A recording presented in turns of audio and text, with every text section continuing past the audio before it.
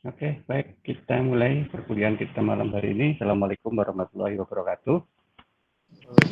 Waalaikumsalam warahmatullahi wabarakatuh. Waalaikumsalam warahmatullahi wabarakatuh. Oke, baik. Malam hari ini kita akan melanjutkan materi kuliah kita. Mohon nanti speakernya diposisikan mode dulu ya, di mute dulu. Nanti silahkan kalau saya minta untuk menjawab sesuatu untuk dibuka kembali, di-unmute kembali. Materi kita pada malam hari ini sedikit agak teknis. Kita akan mencoba membahas tentang konsep nilai waktu uang.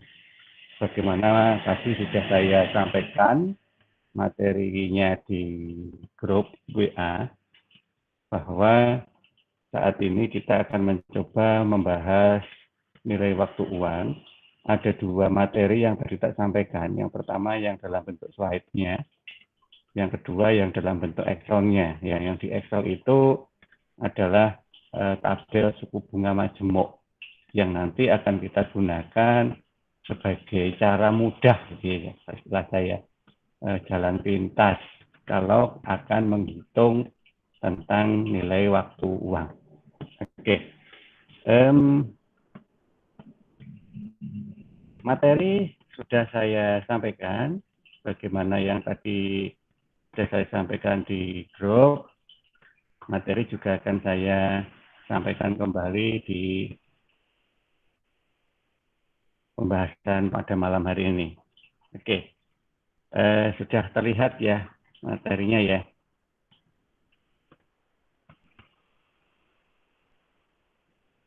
Sudah, Pak. Oke, sekali lagi nanti saya tidak bisa ya melihat apakah ini masih tampil di layar kalian. Kalau memang lagi tidak tampil, banyak saya yang tampil wajah saya, sampaikan ya, nanti akan saya kembalikan lagi karena kadang hilang dengan sendirinya itu di layar gitu ya. Baik, kita coba bahas tentang dasar awal ketika kita akan bicara tentang nilai waktu uang. Jadi ceritanya begini, sebagaimana yang sudah kita ketahui, yang namanya uang itu ada dua hal yang akan terjadi dalam perjalanan waktunya. Uang ya, dalam hal ini uang dalam posisi yang uang beneran nih. Kalau minggu lalu kita bahas tentang instrumen keuangan, kalau malam ini kita bicara uang yang benar, ya uang-uang pada umumnya itu. Ya, ada dua hal. Yang pertama adalah dari aspek jumlahnya, ya secara jumlah. Dan yang kedua adalah secara nilai. Jadi dua hal itu adalah sesuatu yang beda, yang menyertai dari uang itu ketika berganti waktu. Jumlah itu semua sudah tahu bahwa bisa bertambah, bisa berkurang. Nah, jadi kalau bertambah berarti ya tambah banyak, kalau berkurang ya menjadi sedikit pasti. Nah, saya nggak cerita itu. Yang saya cerita adalah masalah nilai. Nah ini, apa itu nilai? Nilai adalah kebermanfaatan dari uang itu pada masanya. Jadi alat ukur untuk manfaat itu ketika uang ditransaksikan. Misalkan sekarang kalian punya uang 10.000. Silahkan kalian bayangin 10.000 saat ini itu bisa dipakai untuk apa? Pasti semua sudah tahu. Ya, untuk ini, untuk itu. Dengan kondisi kebermanfaatan dari sesuatu yang kita beli dengan uang itu sampai sejauh mana pada hidup kita. Anggaplah 10.000 kita belikan makan. Nah, makanan yang dibeli dengan harga 10.000 itu sudah seperti apa? Secara banyaknya, secara rasanya, secara tempatnya, bentuknya, atau apapun lah. Saat ini, ya, saya yakin itu nanti akan berbeda kondisinya ketika kalian melakukan lagi, ya anggaplah 10 tahun yang akan datang. 10 tahun yang akan datang. Dengan uang yang jumlahnya sama, 10.000, belum tentu apa yang kalian nikmati saat ini dengan uang 10.000 akan terjadi di 10 tahun yang akan datang. Belum bisa Pak ngerasain karena kan belum terjadi. Oke, kalau gitu kita mundur. Mundur 10 tahun. Nah, oke, silahkan kalian berimajinasi 10 tahun yang lalu. Uangnya ya nggak 10.000 lah, 2.000 aja. Uang 2.000 rupiah. Coba 10 tahun yang lalu dengan uang 2.000 kalian dapat melakukan apa? Nah, insya Allah beli jajan itu masih kenyang 10 tahun yang lalu dengan uang 2.000. Tapi sekarang coba masuk 10 tahun berikutnya saat ini. Apa yang kita peroleh dengan uang 2.000? Nah, ya kan? Nah, sekarang harusnya sudah bisa ngerasain. Berarti di sini ada yang salah dengan uang 2.000. Apa yang salah? Ada perubahan yang harusnya kita sadari. Perubahan apanya? Kalau secara jumlah kan tidak. Uang 2.000 yang zaman dulu sampai uang 2.000 saat ini sama. Jumlahnya ya 2.000. Nah, tetapi kenapa kok ada sesuatu yang berbeda? Ya, itulah nilai yang menyebabkan terjadinya perbedaan. Nah, oleh karena itulah maka seiring dengan waktu yang berjalan, kalau kita sadari bahwa uang itu mengalami penurunan nilai dengan asumsi jumlahnya tetap, maka supaya nilai dari uang itu minimal tetap, minimal stabil, maka yang harus kita naikkan adalah jumlahnya. Ya, jumlahnya. Katakanlah sekarang punya uang sebesar 10 juta. Ya jangan bangga dulu dengan uang 10 juta itu jika waktunya terus berjalan. Ya kan? Karena apa? Ya sekarang uang 10 juta itu banyak. Kalian bisa beli banyak hal dengan uang 10 juta. Tapi jika itu bergerak 10 tahun yang akan datang, maka apa yang kalian bisa lakukan sekarang itu nggak mungkin bisa dilakukan lagi. Kalau jumlahnya tetap 10 juta. Makanya, supaya nilainya itu minimal tetap, maka jumlah harus bertambah. Nah, sekarang apa yang menyebabkan atau yang bisa dipakai untuk menambah jumlah uang? Kita mengenal saat ini ada yang namanya bunga. Ya, bunga. Kalau secara teknis, pengertiannya itu jumlah sewa yang dikenakan oleh institusi keuangan atas pemakaian uang atau jumlah uang yang diterima sebagai hasil dari investasi dana, baik dengan meminjamkannya atau menggunakannya untuk pembelian bahan, tenaga kerja, atau fasilitas. Atau artinya sejumlah penambahan atas uang yang dipinjamkan atau yang diinvestasikan. Nah, berarti uang itu harus bisa berkembang. Gitu. Makanya bunga bahasa Jawa kan kembang. Nah, uang harus bisa berkembang. Oleh karena itu, uang harus bekerja. Nah, supaya apa? Mendapatkan hasil. Gitu. Sehingga bunga itu pada prinsipnya sebenarnya bukan keuntungan, tetapi merupakan sejumlah nilai yang akan dipakai untuk mempertahankan nilai dari uang itu sendiri.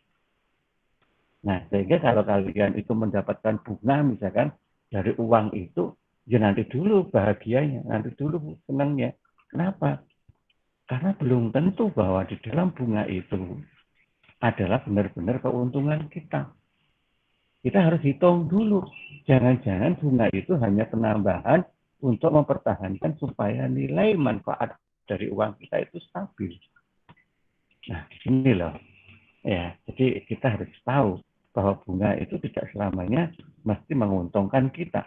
Kadang hanya sebatas untuk penambahan manfaat dari nilai uang saja. Nah, bunga itu kan ada yang namanya nilai jumlahnya dalam bentuk persentase, gitu. Di mana persentase atas bunga itu kan tidak sama. Nah, tidak samanya itu disebabkan oleh beberapa aspek. Antara lain adalah adanya yang namanya cara perhitungan yang berbeda. Sehingga sama-sama, tetapi kalau dihitung dengan cara yang tidak sama, nanti juga akan menghasilkan sesuatu yang atau bunga yang tidak sama. Tidak sama dari apanya? Ya tidak sama dari metodenya. Nah ini yang akan kita bahas malam ini. Kita coba lihat ada 6 metode nanti yang dipakai untuk menghitung bunga itu. Yang mana masing-masing itu adalah didasari oleh waktu yang akan kita tentukan ya, untuk melihat nilainya itu. Nah, karena metodenya beda, maka hasilnya bunganya berbeda. Itu yang pertama. Kemudian penyebab perbedaan dari suku bunga yang berikutnya, ya, itu adalah kebijakan yang diberikan oleh bank sentralnya. Ya, kalau misalkan kita bicara bunga itu di sebuah perbankan, di mana perbankan itu induknya atau sentralnya adalah di Bank Indonesia. Nanti kalau BI itu membuat rate bunga yang berbeda, maka nanti akan menghasilkan tingkat suku bunga yang berbeda pula. Maka kita sebut dengan nama BI rate. Nah, BI rate itulah nanti yang menjadi dasar para bankir, ya, para pelaku perbankan untuk menentukan tingkat suku bunga, baik itu suku bunga pinjaman atau mungkin suku bunga simpanan. Nah, di sini. Oleh karena itulah nanti dengan tingkat yang berbeda akan menghasilkan nilai akhir yang berbeda pula. Nah, ini penyebab terjadinya perbedaan tingkat suku bunga. Nah, oleh karena itulah maka bunga itu sebenarnya kan sebuah interpretasi atas jumlah yang terjadi seiring dengan penambahan waktu. Ya kan? Oleh karena itu, maka kita bisa menyimpulkan seiring dengan perubahan waktu, maka nilai uang itu akan berubah. Makanya kita mengenal bahwa uang itu punya nilai waktu. Maka kita kenal dengan nama nilai waktu uang. Nah itu. Jadi ketika kalian bicara tentang uang dalam jangka waktu yang lama, itu kita tidak boleh berasumsi tetap atau berasumsi bahwa penambahannya itu merupakan keuntungan. Dihitung dulu. Ya, belum tentu itu semua adalah keuntungan. Itu tadi ya. Makanya kita harus tahu cara yang benar. Nah, ini. Nah, kalau kita bicara nilai waktu uang, berarti kita bisa mengenal bahwa uang itu punya kekuatan. Kekuatan untuk apa? Untuk menghasilkan uang yang lain. Maka kita sebut dengan nama daya laba uang. Uang itu bisa menggandakan diri. Nah, itu. Cuman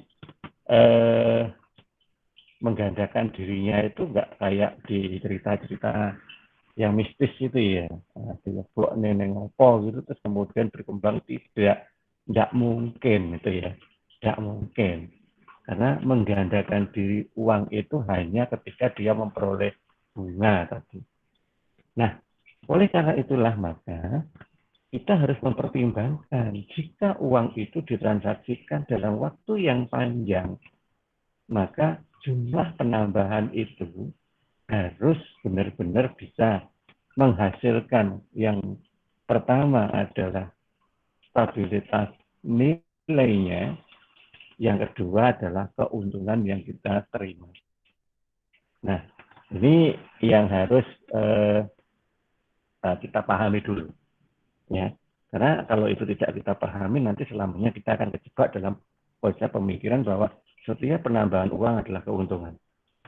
Nah, oleh karena itulah nanti ada 3 jenis waktu, ya, 3 jenis waktu yang akan kita gunakan untuk melihat nilai waktu dari uang itu. Yang pertama adalah nilai yang masa lalu, ya. Kemudian adalah nilai saat ini, ya. Dan yang kedua nilai yang akan datang. Ya. Cuman dalam konotasi yang ada saat ini, nilai masa lalu itu hanya berhenti sampai dengan laporan. Jadi tidak lagi menyentuh pada kebermanfaatan, tetapi hanya berhenti sampai laporan. Oleh karena itulah maka nilai masa lalu dari uang digunakan sebagai dasar untuk membuat laporan keuangan. Nah, berhenti sampai di situ. Sehingga di dalam konteks analisis nilai waktu uang, nilai masa lalu tidak masuk. Nilai masa lalu hanya sampai di laporan saja. Nah, yang masuk apa? Ya nilai saat ini yang memang sekarang kita jalani dan nilai yang akan datang, future. Ya, jadi present value and future value. Present value itu artinya berapa kebermanfaatan dari uang itu saat ini. Future value adalah seperti apa kebermanfaatan dari uang itu di masa yang akan datang plus nilai dalam arti jumlah, ya, termasuk jumlah. Nah, itu kalau dari future. Nah, oleh karena itu kita mengenal ada dua hal yang harus kita pahami. Ketika kita bicara dalam nilai sekarang, maka kita harus berpikir bahwa jumlahnya lebih sedikit daripada nilai atau jumlah di masa yang akan datang. Ya, kalau kita bicara nilai sekarang, berarti jumlahnya pasti lebih sedikit dari nilai atau jumlah di masa yang akan datang. Misalkan begini, uang 100 juta. Uang 100 juta jika diterima 5 tahun yang akan datang. Ya. Nah, nilainya atau jumlahnya tidak akan mungkin sama ketika itu kita lihat pada waktu sekarang. Nilai 100 juta waktu sekarang itu tentu lebih sedikit, ya kan? Nah, oleh karena itu, jika kita mengetahui datanya itu 5 tahun yang akan datang, mau kita bawa ke nilai sekarang, berarti harus didiskon atau dipotong atau dikurangi sejumlah tingkat bunga yang berlaku dalam perhitungan itu. Ya, harus dikurangi sejumlah tingkat bunga yang berlaku atau disebut dengan nama diskon faktor. Nah, kita kurangi. Sehingga bisa jadi nilai 100 juta 5 tahun yang akan datang itu kalau kita bawa ke nilai sekarang hanya sekitar 60 juta misalkan begitu. Karena anggaplah yang 40 juta itu adalah penambahan akibat tingkat bunga tadi. Atau sebaliknya, kalau uang 100 jutanya itu saat ini, ya, dan mau kita investasikan untuk waktu 5 tahun ke depan, maka kita harus tahu tingkat bunga yang berlaku dalam investasi itu berapa. Maka untuk 5 tahun yang akan depan harusnya adalah sejumlah nilai saat ini ditambah dengan nilai tingkat suku bunga yang diperoleh. Maka disebut dengan nama compound faktor. Nah, seperti itu. Nah, ini adalah dasar-dasar istilah dulu yang akan kita gunakan untuk membahas nilai waktu uang. Oke, ilustrasinya yaitu tadi ya, seperti yang saya ceritakan. Nah, oleh karena itulah nanti kita akan mengenal ada 6. Tadi saya katakan, ada 6 materi atau metode ya, yang kita bisa pakai untuk menghitung nilai waktu dari uang. Nah, itu. Yang pertama nanti kita akan lihat dengan menggunakan metode bunga tetap atau bunga sederhana. Ya, kemudian yang kedua nanti kita lihat dengan menggunakan metode bunga majemuk. Atau tadi saya sebut compound value tadi ya, ada penambahan nilai tadi. Kemudian yang ketiga kita akan lihat pada posisi present value, nilai sekarang. Ya. Nah, seperti yang saya ceritakan tentang uang 100 juta tadi. Ya. Kemudian yang keempat, kita akan lihat dengan nilai kemudian atau future value, yaitu nilai pada waktu yang akan datang, beberapa tahun yang akan datang. Nah, kemudian yang kelima dan keenam, itu pada prinsipnya sama, yaitu nilai sekarang dan nilai kemudian. Ya, sama, present value dan future value. Tapi, yang kita sebut dengan nilai kemudian itu adalah nilai kemudian dengan pola anuitas. Nilai sekarang juga sama. Nilai sekarang dengan pola anuitas. Apa anuitas? Apa bedanya dengan yang tanpa anuitas? Nah, anuitas itu nanti dicirikan dengan penerimaan yang jumlahnya itu sama pada setiap waktu yang rentang waktu penerimaannya itu juga sama. Misalkan anggaplah bulanan. Jadi setiap bulan menerima sejumlah sekian selama 5 tahun. Nah, berarti itu sudah anuitas. Ya kan? Sehingga nanti ciri-ciri dari anuitas itu harus kita kenali. Bahwa ketika nanti ada case yang mengatakan bahwa penerimaannya itu rutin, penerimaannya itu setiap bulan, setiap tahun, atau sesuatu yang memang pasti dengan jumlah yang selalu sama, maka itu adalah ciri dari anuitas. Tinggal nanti yang dipertanyakan adalah nilai kapan, nilai yang akan datang atau nilai sekarang. Nah, itu beberapa hal terkait dengan metode dalam menghitung nilai waktu uang. Oke, sekarang kita coba lihat dari metode yang pertama dulu, yang paling gampang ya, bunga tetap atau bunga sederhana. Ya. Itu kalau di perbankan itu biasanya adalah pinjaman-pinjaman dengan konteks bunga yang selalu sama dari waktu ke waktu. Ya.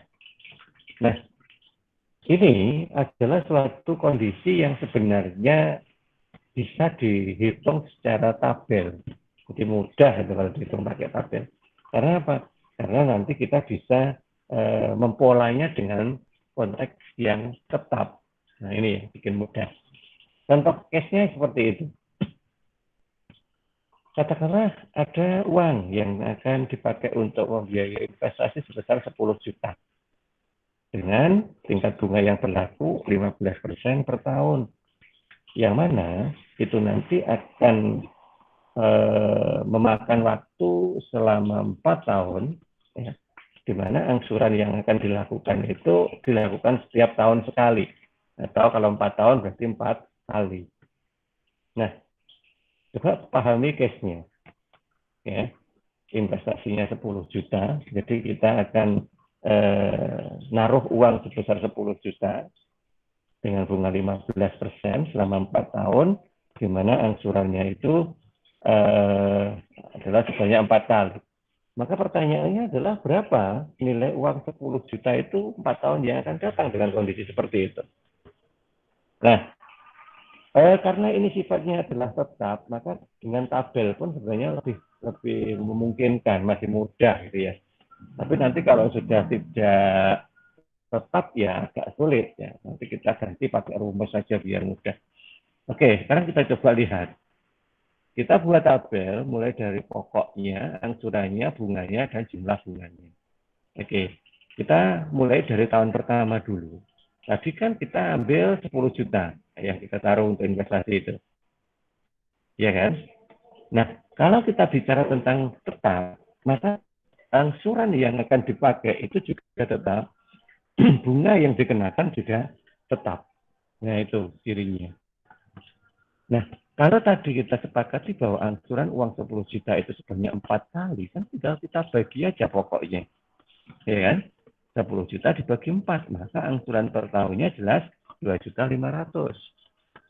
Nah, sekarang kita masukkan 10 juta, diangsur pokok 2.500.000, maka sisanya tinggal 7,5. Diangsur 2,5, 5, diangsur 2,5, diangsur selesai. Selama 4 tahun berarti pokok itu selesai. Ini baru pokoknya saja. Bunganya gimana? Nah, bunganya kan tetap. Nah, tetap dari mana? Tetap dari nilai pokok awal. Kalau pokok awalnya itu tadi 10 juta, kesepakatan bunganya 15%, berarti kan 1.500.000. Nah, 1.500.000 itu di tahun pertama.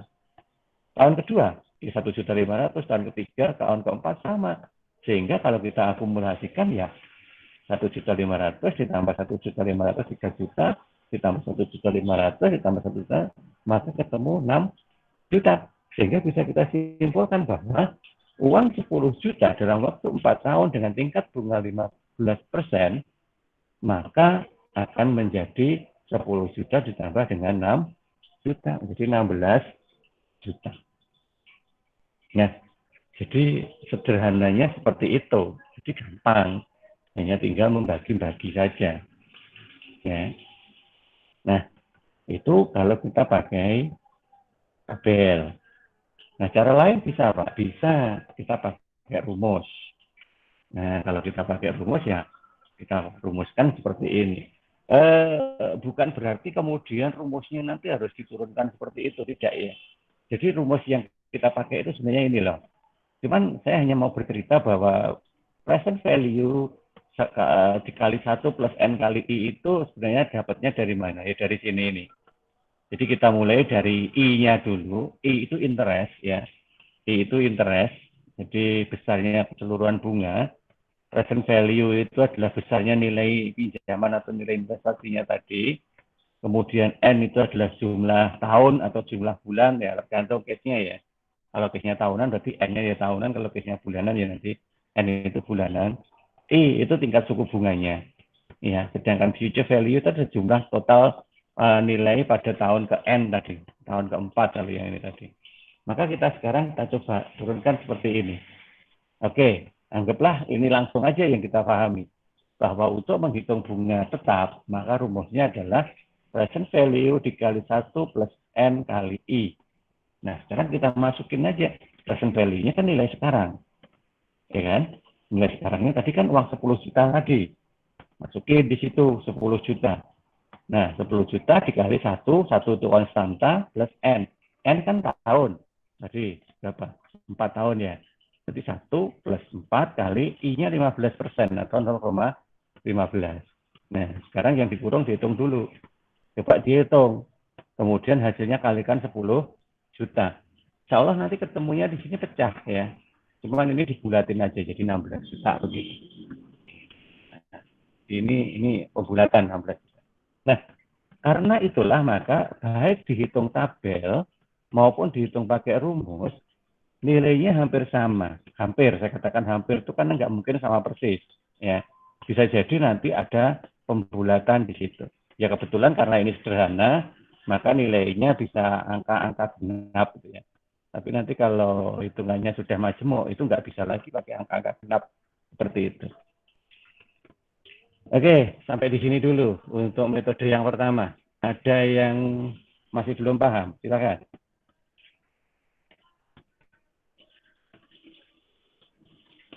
Kalau ada yang masih belum paham, silakan sampaikan ya. Saya tidak tahu karena ya kita sangat terhalang oleh media. Saya tidak tahu kalian paham atau tidak. Yang jelas, selama masih bisa mendengar suara saya, terus sambil lihat materinya ini tadi, maka kalau ada yang belum dipahami, silahkan ditanyakan, nanti saya ulangin lagi. Kalau sementara masih bisa dipahami, lah saya lanjut, karena masih punya 5 metode yang lain.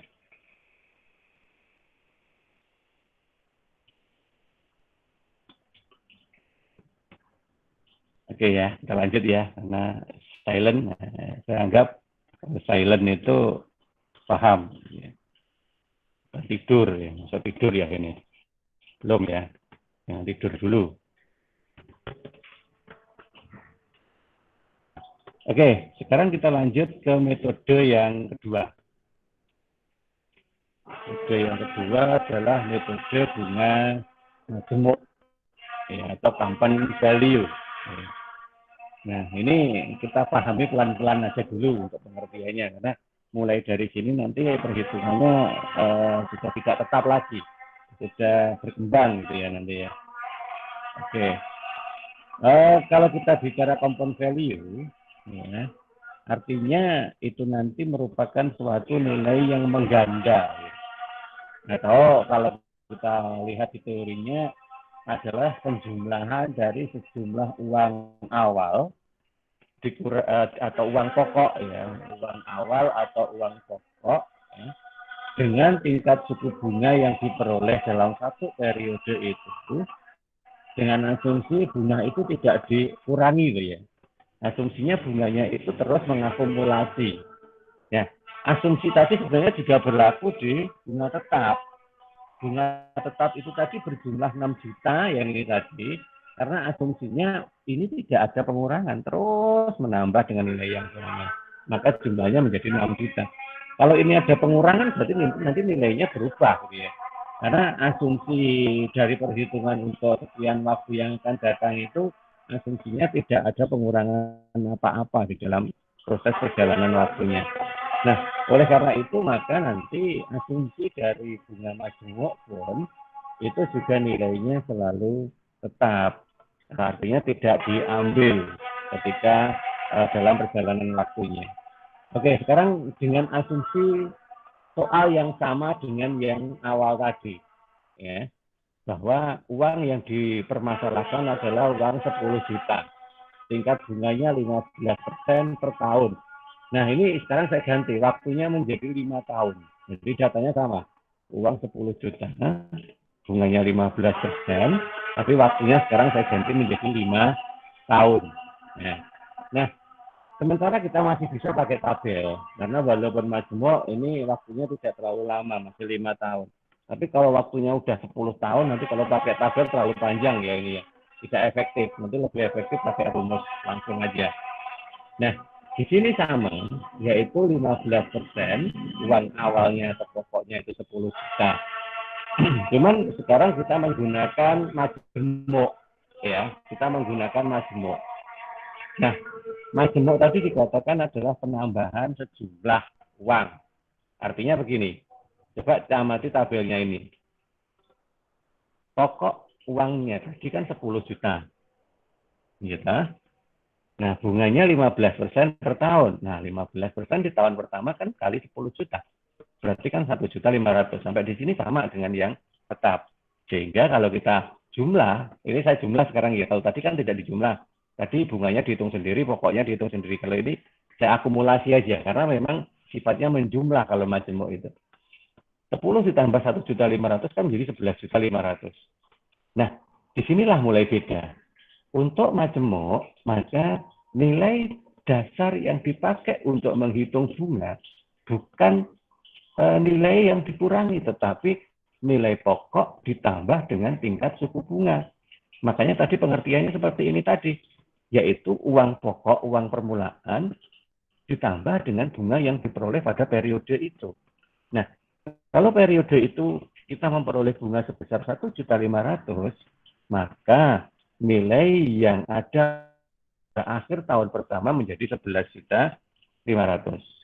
Ya, 11.500.000. Nah, 11.500.000 itulah yang nanti kita jadikan dasar di tahun kedua. Ya, dijadikan dasar di tahun kedua. Oke, paham sampai di sini ya? Nah, jadilah 11.500.000. Sekarang 15%-nya itu dari mana? Ya dari 11.500.000 menjadi 1.725.000. Nah, ini 15%-nya di situ. Sekarang di tahun kedua di akhir dijumlah lagi 11.500 ditambah 1,7 ketemu 13.225. Nah, 13.225 itu dijadikan dasar untuk perhitungan bunga di tahun ketiga. Ya. 15%-nya adalah dari 13.225 ketemu 1,983. Dijumlahkan lagi ketemu 15,2. Dijadikan dasar tahun keempat. 15%-nya 2,2. Dijumlahkan jadi 17,4. Jadi dasar tahun kelima. Gitu. Dikenakan 15% sebesar 2,6. Dijumlahkan menjadi 20.113.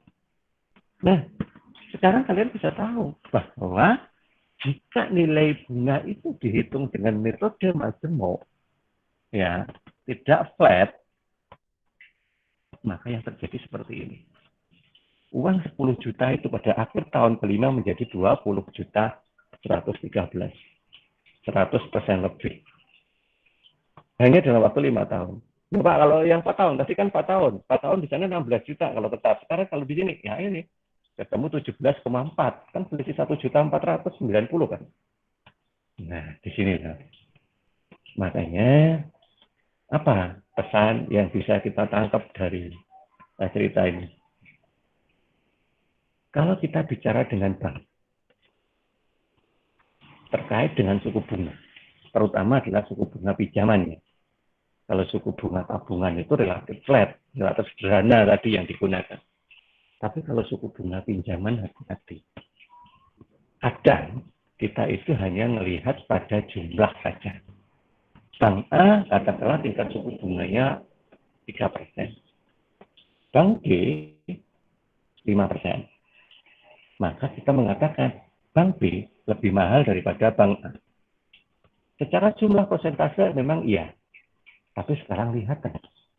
5% itu dihitung dengan menggunakan apa metodenya? Majmuk atau sederhana atau flat tadi.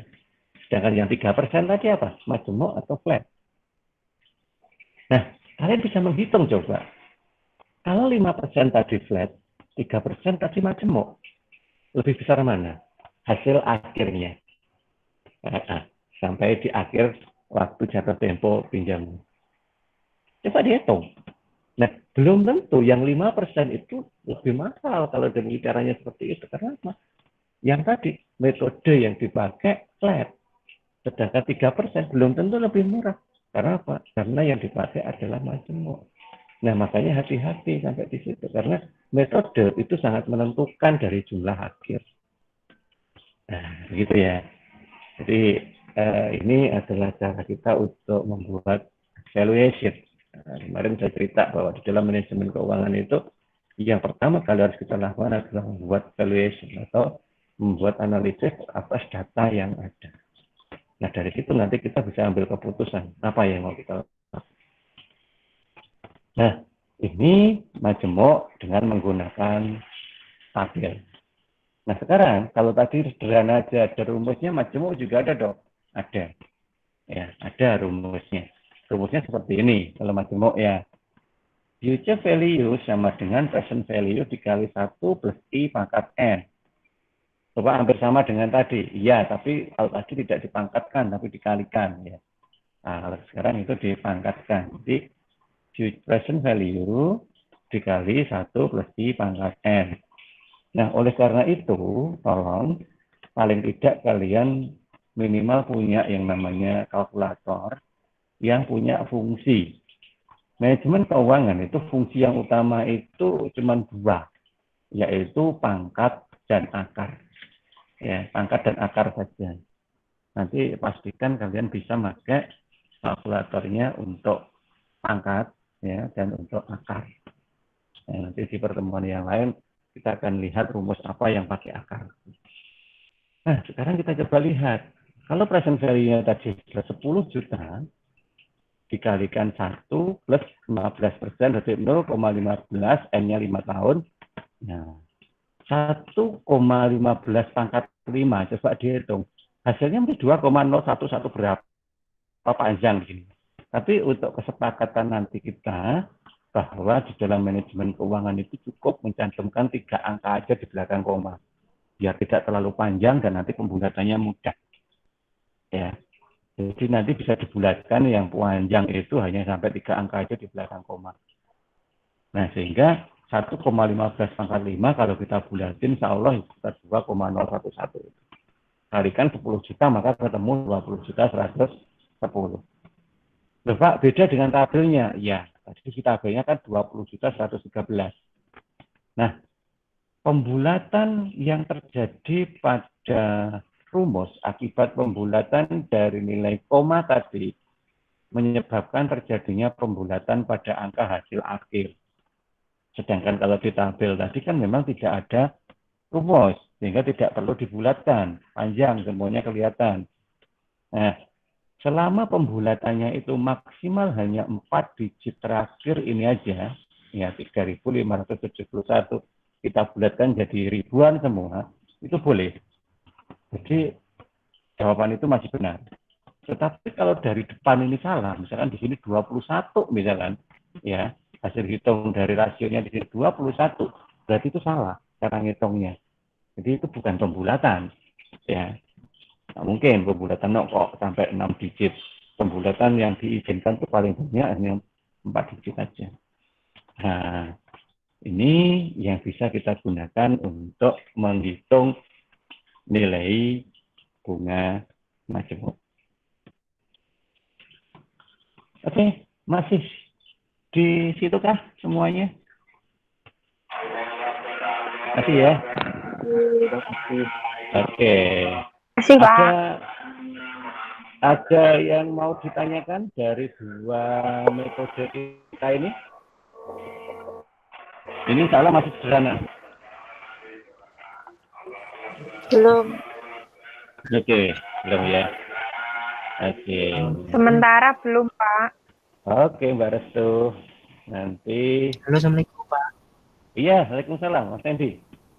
Kenapa gelap sekali, Iya, Mas? saya mau. Iya, silakan, Mas. Silakan, Mas. Iya. Sebenarnya saya mau bertanya Pak, ini menurut pendapatnya Bapak saja. Untuk bunga itu apakah sama istilahnya dengan apa ya, balik jasa gitu menurut Bapak gitu. Ini jasa. ya mungkin nggak terlalu spesifikasi ke materi banget gitu, ini cuma pertanyaan menurut pendapatnya dari Bapak Arif ya. Bagaimana maksudnya? Oke, Mas bunga Nendi. sama atau beda Pak? Oke, Mas Nendi. Terima Oke, kasih. Ya. Oke, Mas Nendi menanyakan apakah bunga itu istilahnya sama dengan jasa. Karena memang kadang ada yang menyebut, oh jasanya berapa nanti kalau kita taruh di sana, gitu ya. Oke, tadi di pembahasan awal sempat saya singgung sekilas ya, bahwa penambahan atas nilai uang itu terjadi ketika uang itu melakukan aktivitas yang kita sebut berinvestasi tadi atau bekerja tadi. Di mana ketika uang itu dipakai untuk berinvestasi atau bekerja, tentunya kan memperoleh hasil. Nah, sekarang pertanyaannya, bagaimana cara kita menentukan hasil itu milik siapa untuk masing-masing pemilik dananya? Nah, kan itu. Contohnya gini, kita ambil aja analogi yang ada di bank. Bank itu pada prinsipnya nggak punya uang. Jadi semua uang yang ada di bank itu adalah uang yang berasal dari nasabah, orang lain. Kebetulan mereka mau naruh uangnya atau nitipkan uangnya itu di bank itu. Nah, sekian banyak uang nasabah yang ditaruh di bank itu, ya kan berhenti pada prinsipnya. Hanya disimpan aja. Tapi kalau disimpan, kan tadi konsekuensinya, padahal waktunya berjalan. Ya kan? Berarti kan nggak bisa kalau jumlahnya tetap, karena kalau disimpan kan jumlahnya tetap. Nah, oleh karena itulah, maka uang itu harus dipekerjakan, istilahnya begitu. Dengan cara apa? Diperbantukan kepada pihak lain yang membutuhkan uang itu, supaya pihak tersebut mampu menghasilkan tambahan keuntungan. Ya kan? Misalkan kita nyimpan uang di bank sebesar 100 juta. Ada pihak lain yang membutuhkan uang 100 juta. Maka uang 100 juta yang kita simpan tadi kita diberikan kepada pihak yang membutuhkan tadi. Sama pihak yang membutuhkan tadi dipakai untuk operasional, pakai untuk aktivitas. Akhirnya dari aktivitas itu muncul keuntungan, ya kan? Nah, dari uang 100 juta itu akhirnya muncul keuntungan. Nah, sekarang perjanjiannya ketika uang 100 juta tadi dipinjam dari bank, berapa pengembalian dari uang 100 jutanya? Ya, tergantung metode tadi. Berarti bank menggunakan metode tetap atau metode majemuk. Oke, anggaplah pakai metode majemuk. Maka katakanlah selama 4 tahun uang 100 juta tadi harus ada penambahan dari yang memakai tadi, yang meminjam tadi, sebesar 40 juta. Sehingga dalam waktu 4 tahun uang 100 juta menjadi 140 juta. Nah, sekarang tapi kita kembali lagi. Aslinya uang 100 juta tadi milik siapa? Nasabah kan? Nah, ketika nasabah itu naruh uangnya sudah menghasilkan 40 juta, yang mempekerjakan uang itu adalah bank, ya kan? Maka uang 40 juta itu harus dibagi antara bank dengan si nasabah tadi. Ya tergantung nanti akar pembagian dengan persentase apa. Nah, akhirnya orang bisa mengatakan bahwa uang 100 juta tadi sudah berjasa. Berjasa untuk menghasilkan keuntungan 40 juta. Oleh karena itu, karena yang punya uang adalah nasabah, maka nasabah berjasa memberikan uang itu di bank, taruh di situ tadi. Maka ya wajarlah kemudian bank memberikan apresiasi dalam bentuk jasa. Nah, itu tadi, jasa atas uang tadi ke nasabah. Sehingga kita bisa mengatakan, bunga itu hanya teknis bunganya saja, tetapi ketika kita bicara jasa, itu merupakan apresiasi dari hasil teknis perhitungan bunga tadi untuk yang punya uang yang mana tadi dimiliki oleh si nasabah. Nah, begitu Mas Hendy. Sehingga kalau kita katakan secara harfiah ya sama antara jasa dan bunga. Bunga itu cara ngitungnya, jasa itu hanya untuk apresiasinya. Tapi nanti akan beda lagi Mas Hendy kalau misalkan banknya itu adalah bank syariah. Kalau bank syariah kan bukan jasa, bukan bunga, tapi bagi hasil. Nah, prinsipnya aja udah beda. Allah nanti akan saya ceritakan kalau kita pas kuliah akuntansi syariah. Kalau nggak salah semester depan lah. Nanti saya akan ceritakan apa itu bagi hasil, apa bedanya dengan bunga. 100% berbeda kalau yang itu nanti. Oke, begitu ya kira-kira ya.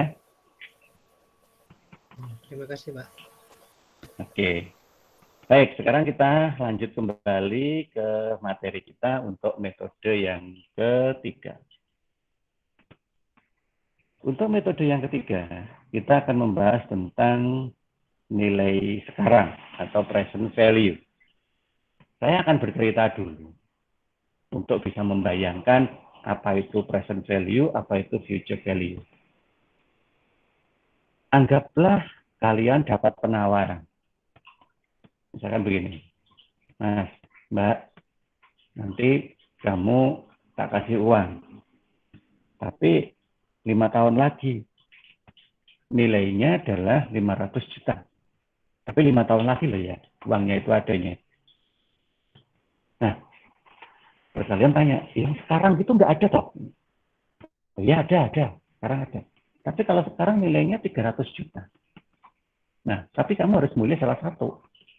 Kamu pilih 500 juta tapi 5 tahun lagi, atau 300 juta itu sekarang. Pilih mana?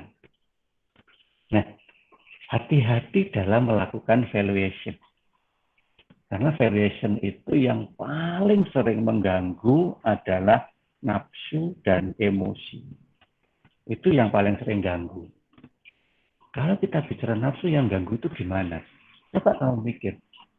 Apapun latar belakang dari pemberian uang itu, kalau kita bicara pada jumlah, itu kan pasti kita ingin yang real. Yang real apa? Ya sekarang. Oh, surah apa? Kalau 100 juta kita saiki jelas enak duit 500 juta sik 5 tahun pas sembuh engko teko ora, nah misalkan begitu. Jangan-jangan banknya bangkrut itu nanti jadi nggak dapat uangnya. Nah, pilih 300 juta sekarang. Itu yang saya sebut dengan nama emosi. Ya, ntar saya cek dulu ya. Baterainya klik. Nah, apalagi kalau ada nafsu di situ. Nafsu gini.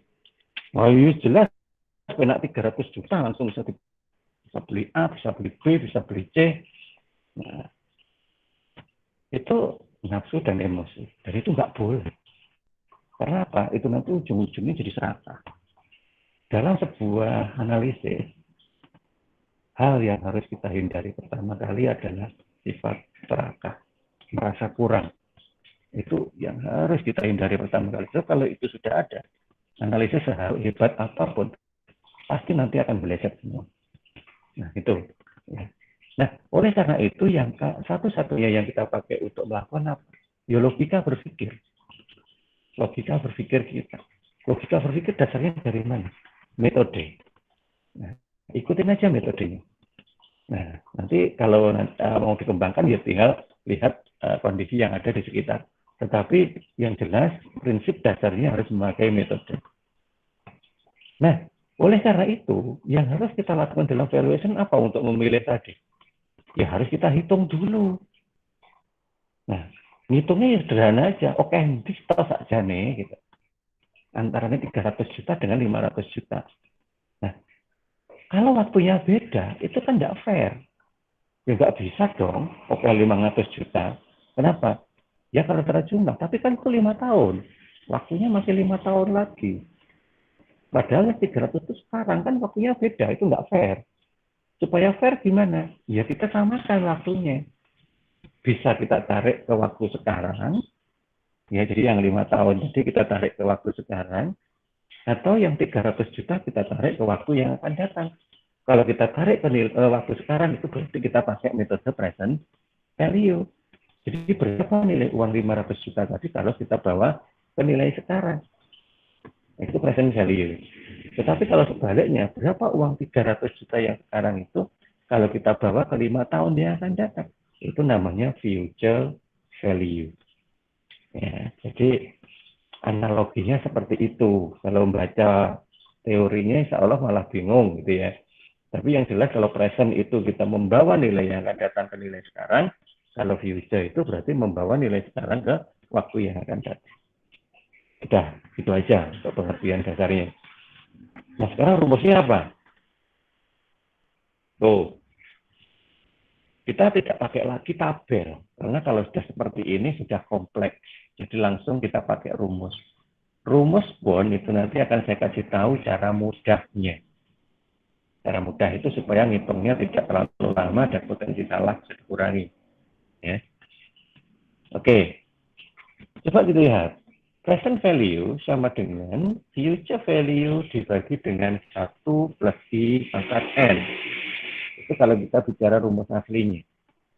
Ya. Present value, PV itu present value, ya, sama dengan future value, FV, ya, future value dibagi dengan 1 adalah konstanta, plus I adalah interest, bunga, N adalah waktu, lamanya periode. Nah, cara mudah yang tadi saya katakan itu dengan melihat tabel. Ya, makanya tadi saya sertain di grup tadi tabel. Nah, ini tabelnya. Ya. Kelihatan ya, ini tabelnya. Jadi tolong nanti tabel yang tadi saya sampaikan ke grup itu di print supaya setidaknya lebih mudah lah membaca karena angkanya kecil-kecil dan jumlahnya banyak. Jadi kalau dilihat secara visual seperti ini ya memang agak susah. Lebih baik di print. Nah, tabel tadi ada 4. Nah ini, ada 4 ini. Yang pertama adalah tabel future value. Yang kedua adalah tabel present value. Yang ketiga tabel future value yang anuitas. Ya, tadi kan ada rumus anuitas kan, nanti pakai yang anuitas. Sedangkan yang keempat adalah present value anuitas. Ya, tolong keempat-empatnya nanti dicetak ya, di print lah. Supaya mudah untuk identifikasi. Nah, cara makainya gimana?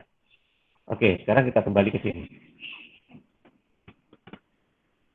1 plus I pangkat N dalam pembagian present value tadi sebenarnya bisa kita wakili nilainya dengan melihat tabel future value.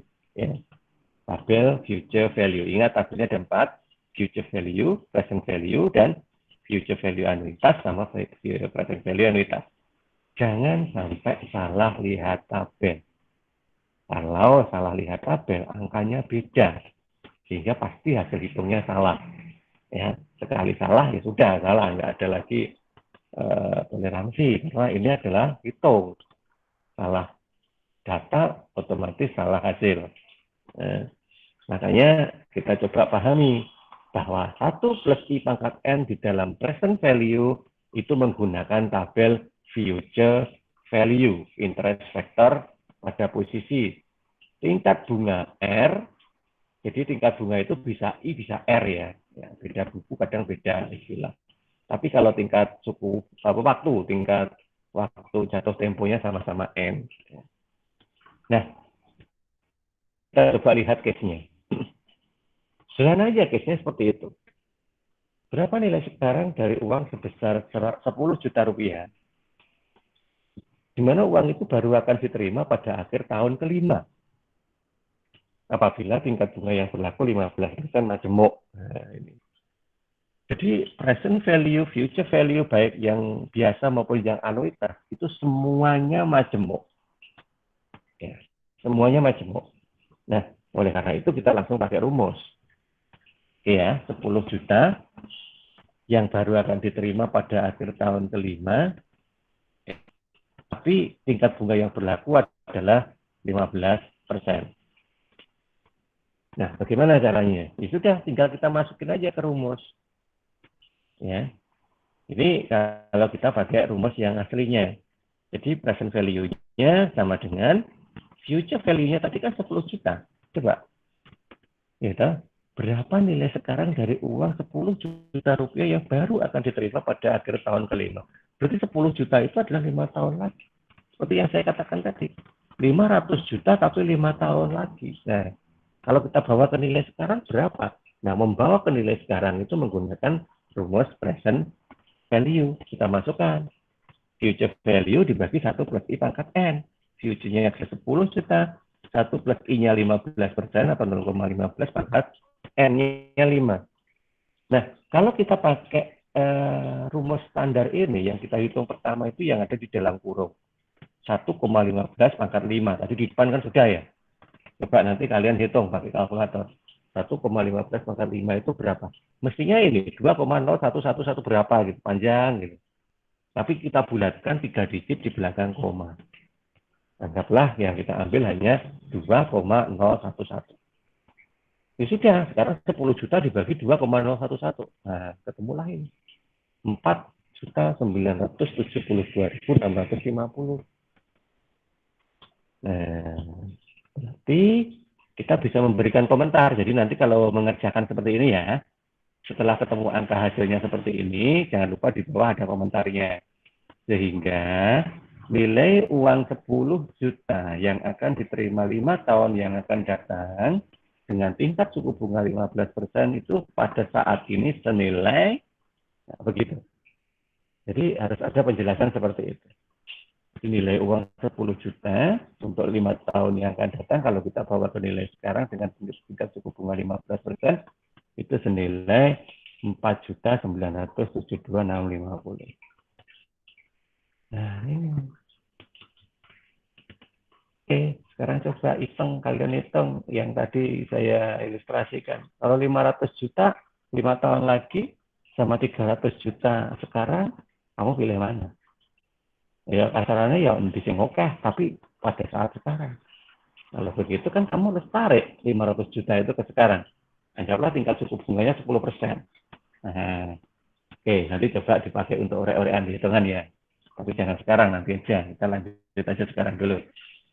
Nah, inilah yang nanti bisa kita pakai untuk menghitung. Loh Pak, tadi katanya bisa pakai tabel. Gimana caranya pakai tabel? Nah, oke, sekarang saya ajarin. 1 plus I pangkat N, tadi kan bisa dilihat di tabel future value. Iya kan? Nah, sekarang kita coba lihat tabelnya. Ingat, tadi adalah 15%, I-nya, N-nya 5 tahun. Nah, kita lihat di tabel. Tabel future value, ya ini, kebetulan sudah buka. Tarik 15%. Nah, 15%. Jadi persentase itu yang mendatar ya. Yang atas yang mendatar itu adalah persentase tingkat suku bunganya. Sedangkan yang ke bawah itu adalah periode tahunnya. 5 tahun. 5. Nah, ketemu kan langsung 2,011. Enggak usah ngitung pakai pangkat-pangkat, udah ketemu di situ. Makanya saya sebut cara mudah. 2,011 kamu bawa ke sini. Nah, ini. Selesai, tinggal dibagi. Insya Allah kalau dengan tabel, waktu hitungnya bisa lebih cepat. Dan potensi salah ketika menghitung rumusnya asli, bisa dikurangi. Nah, oke, jadi begitu kayaknya. Oke ya, insya Allah gampang lah kalau ngitungnya itu tinggal dibagi sama dikali gitu aja kok. Ya, yang penting ini nanti di soal ketika kita ujian, dia soalnya tidak seperti ini ya. Enggak, ini kan soal latihan. Kalau nanti waktu ujian ya soalnya cerita, gitu ya. Jadi pada posisi seperti ini nanti Pak Arif nggak akan nyuruh kalian itu menghitung pakai apa, tidak. Karena akan saya coba dekatkan dengan kondisi yang real. Jadi ada sebuah kejadian begitu aja kayak tadi, misalkan tak kasih uang 500 juta tapi 5 tahun lagi atau tak kasih 300 juta sekarang, coba kamu pilih. Nah, kejadiannya cuma begitu aja, ya. Dan kamu hanya disuruh untuk memilih. Kamu pilih yang mana? Nah, maka jawabannya ya kamu pilih yang 300 atau pilih yang 500. Tapi bagi Pak Arif itu nggak penting. Yang penting adalah alasan ketika kalian memilih 300 atau 500. Nah, alasan ini harus menggunakan metode hitung ini. Jadi tidak boleh alasannya itu diceritakan naratif. Saya pilih yang 300 juta Pak karena saya butuh uang untuk pakai kuliah. Enggak, bukan begitu. Jadi alasannya itu alasan yang berdasarkan hasil hitung metode nilai waktu uang. Nah, begitu. Berdasarkan dari hasil perhitungan present value bahwa ternyata 500 juta itu ketika kita bawa ke nilai sekarang hanya 250 juta, Pak. Sehingga saya lebih baik memilih yang 300 juta itu karena nilainya lebih besar daripada nilai present value dari uang 500 juta. Nah, tepat, itu pasti nilainya 100. Nah, begitu ya. Jadi, tolong difahami untuk cara menyelesaikan masalah. Oke, itu yang present value. Sekarang kita lanjut ke future value. Apa future value? Kebalikannya, wes ngono ya, gampangannya. Jadi kebalikan dari present value. Jadi kalau present value itu kita membawa nilai yang akan datang itu ke nilai sekarang. Kalau future value berarti kita menghitung nilai sekarang itu pada masa yang akan datang. Yang paling sering terjadi ini, ya, kamu nabung, misalkan ya, nabung uang 10 juta, ya karena ya belum kepakai lah untuk 5 tahun ke depan misalnya 10 juta itu. Jadi 5 tahun yang akan datang uang 10 juta itu jadi berapa? Kalau bunga yang dikatakan bank itu tadi 5% misalnya. Nah, berarti itu menggunakan metode future value dengan asumsi 5 tahun ke depan itu bunganya ya 5% terus gitu ya, walaupun majemuk tetapi nilainya tetap 5%. Tidak ada perubahan akibat BI rate gitu. Nah, itu yang disebut dengan future value. Rumusnya gimana? Nah, ini rumusnya ya. Future value sama dengan P0. P0 itu sama dengan PV, sama ya. Sama. Future value sama dengan P0 dikali 1 plus R pangkat N. Nah, ingat, 1 plus R pangkat N itu masih sama tabelnya dari depan tadi, yaitu tabel future value. Ya, karena rumusnya sama, 1 plus R pangkat N. Ya, jadi tabelnya yang dipakai juga future value. Mudah sekali, hanya tinggal mengalihkan. Kalau tadi yang present value dibagi, kalau future value dikali, cuma begitu aja. Oke, nah coba kita lihat case-nya. Gampang kan? Uang 1 juta, ya, cukup bunga 6% dalam waktu 4 tahun. Nah, gampang kan? Tinggal aja dikali sini. Nah, atau kita langsung aja lihat ini, 1,06 itu dari mana? Tadi. Ya, sama dengan tabel future value tadi. Karena case-nya di sini adalah berapa tadi? Mana case-nya tadi ya? Nah, ini ya. Case-nya adalah 4 tahun 6%. Ya sudah, kita lihat aja. 4 tahun 6%. Nah, jangan kebalik ya. 4 tahun. Jadi kita tarik ke sini. 4 tahun 6%-nya kita tarik ke sini. Nah, 1,262. Oke, masukin di situ. Nah, sehingga nanti kita bisa langsung mengatakan bahwa hitungan ini itu kita akan gunakan. Ya kan? Nah, langsung P0 dikali future value interest factor. Nah, jadi saya rasa secara hitungan gampang ya. Nah, ini lagi misalkan 10 juta, 5%, 5 tahun. Oke, ambil aja 5%, 5 tahun future value. 5% 5 tahun ya. 5% 5 tahun. Oke, ambil 5% 5 tahun future value. Udah benar. Future value 5% 5 tahun. Nah, misalkan 1,276. Jadi mudah kalau pengaliannya, kalau perhitungan rumusnya itu mudah. Makanya tadi yang saya pesenin untuk lebih diperhatikan adalah ciri. Future value cirinya seperti apa, present value cirinya seperti apa. Dan ini nanti akan beda kalau kita bicara anuitas. Nah, ini. Kalau kita sudah bicara anuitas, itu nanti beda lagi. Gitu ya. Karena apa? Kalau yang tanpa anuitas, kita bisa langsung dengan mudah lompat sekian tahun yang akan datang. Atau kita tarik dari waktu sekian tahun yang akan datang itu ke sekarang. Tanpa ada proses yang terjadi dalam setiap tahunnya. Tidak ada prosesnya. Tapi kalau anuitas tidak. Berarti di anuitas itu karena itu merupakan pola yang sifatnya rutin, maka transaksional yang terjadi itu dalam jangka pendek itu ada. Dan itu terjadi terus gitu ya. Itu terjadi terus. Makanya anuitas adalah seri dari sejumlah uang dalam jumlah yang sama untuk pada waktu tertentu, pada tingkat bunga tertentu. Jadi ada sebuah kesamaan. Nanti ciri dari anuitas tak kasih tahu. Ada istilah yang berturut-turut, ada istilah yang terjadi dalam jumlah yang sama, atau setiap bulan, atau setiap tahun. Nah, jadi ketika ada rangkaian penerimaan yang sifatnya rutin, maka itu pasti masuk ke dalam anuitas. Ya, baik itu penerimaan maupun pengeluaran. Nah, itu anuitas. Nah, rumusnya dari nilai anuitas gimana? Nah, ini kita bicara tentang future value annuity ya. Oke. Future value tetapi annuity. Nah, ini, rumusnya seperti itu. Nah, sedikit agak rumit ya. Cirinya nanti ada kode A seperti ini nanti kalau mau annuity. Jadi rumusnya ya harus dikasih kode A mungkin. Atau kalau langsung dipakai pada rumus tabel maka di sini namanya FVA. Ya, future value annuity. Jadi begitu.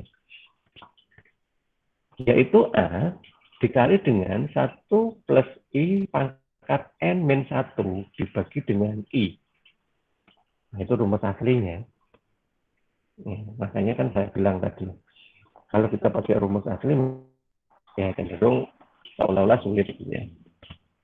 Nah, makanya ada jalan lebih mudah, yaitu dengan menggunakan tabel.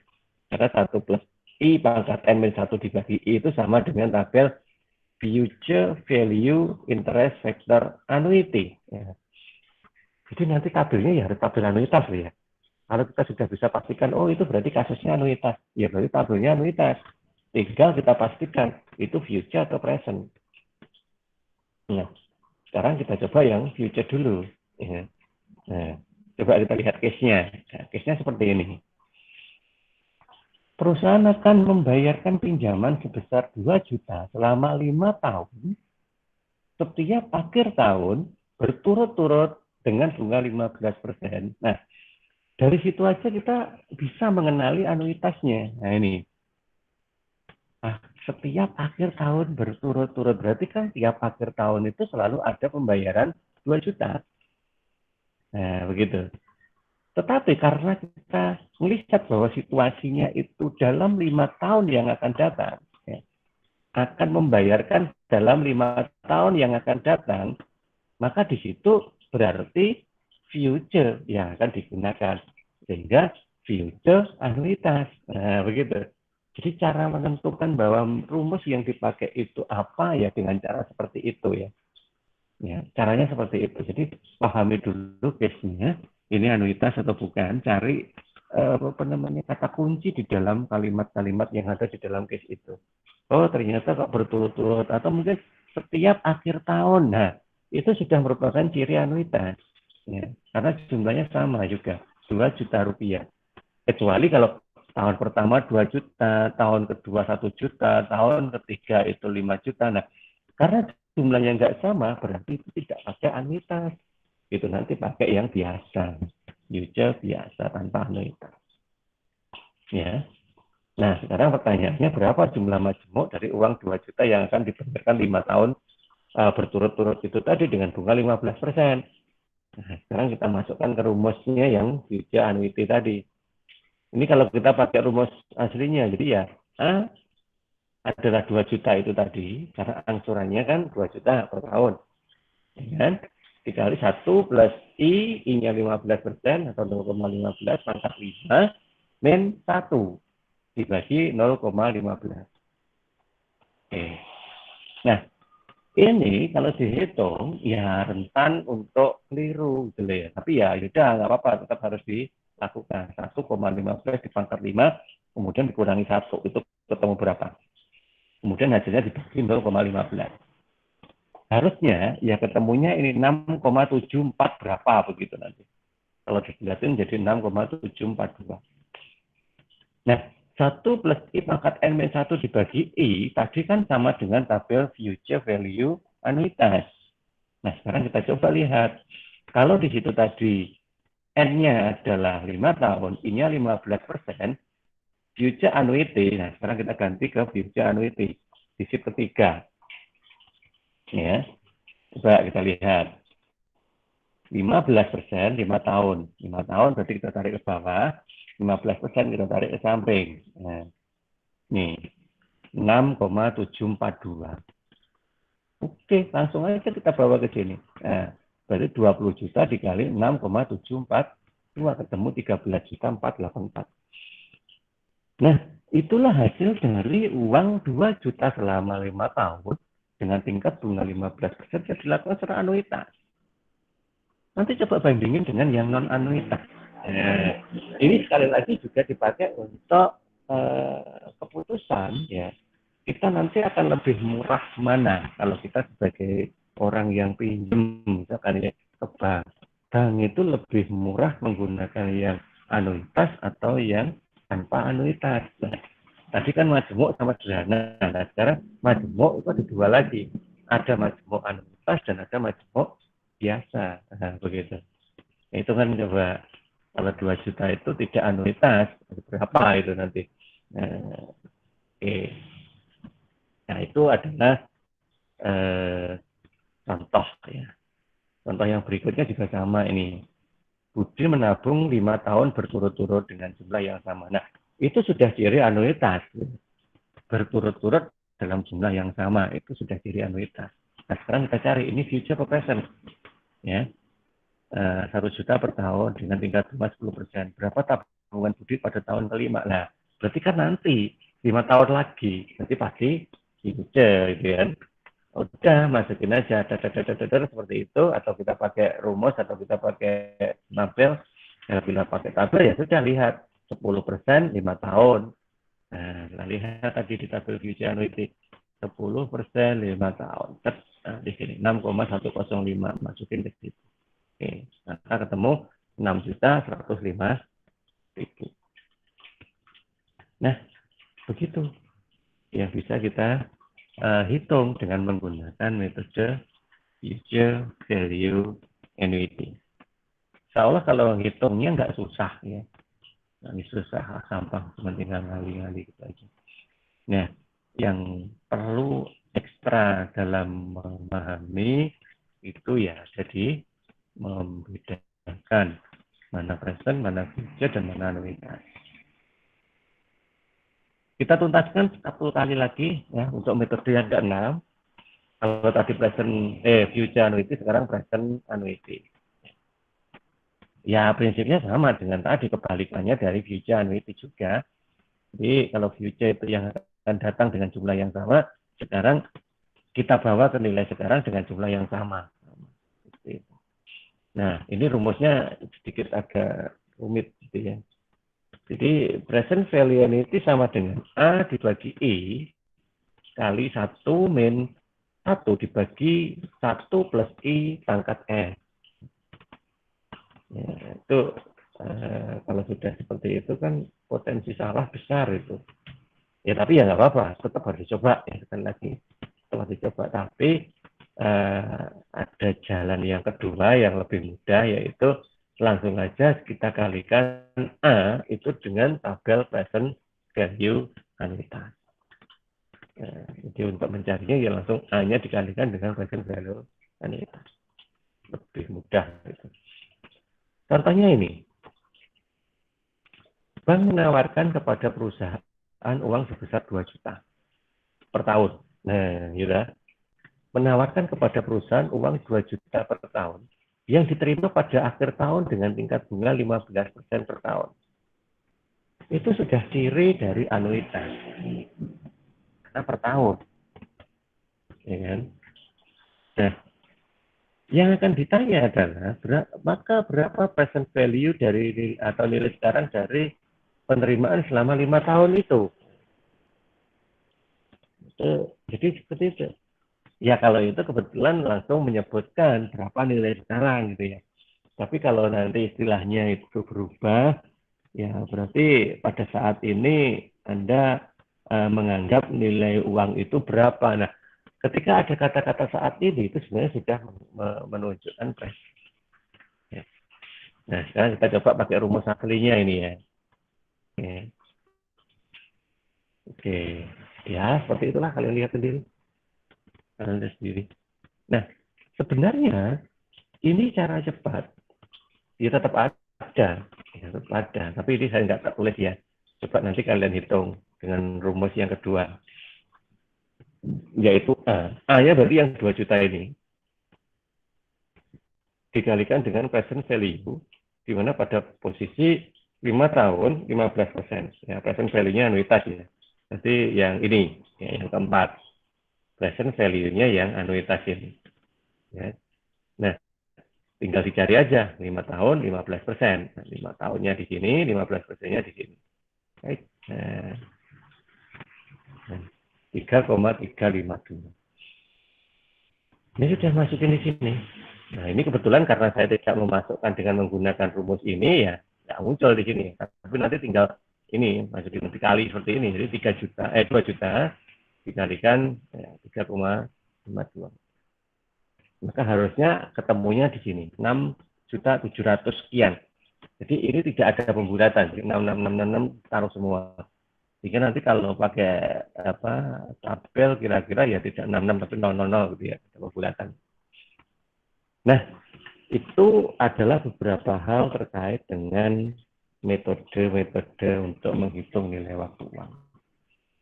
Yang paling utama harus kita sadari di sini adalah apa sih tujuan kita menghitung nilai waktu uang. Jadi kita harus tahu dulu apa benefitnya. Jadi kita ketika menghitung itu kan pasti menghadapi suatu hal yang harus kita putuskan. Nah pada saat itulah nanti kita menggunakan metode. Karena rata-rata metode-metode di dalam manajemen keuangan itu fungsinya baru akan terlihat atau digunakan ketika kita sudah menghadapi sebuah permasalahan dalam pengendalian keuangan. Ya. Ketika ada permasalahan pengendalian keuangan, kalian harus ambil keputusan, berarti harus ada metode yang kalian pakai untuk menghitung dulu valuation yang kemarin saya katakan. Nah, setelah itu baru keputusan kalian ambil. Nah, itu. Apapun metode yang akan saya sampaikan nanti ke depan, ya, tak lain hanya merupakan sebuah cara untuk melakukan valuation dengan benar. Sehingga minimal keputusan yang kalian ambil itu ada dasarnya. Keputusan benar atau salah itu belakangan. Gitu ya. Karena kita juga tidak tahu itu nanti benar atau salah. Karena siapa yang bisa memastikan masa yang akan datang.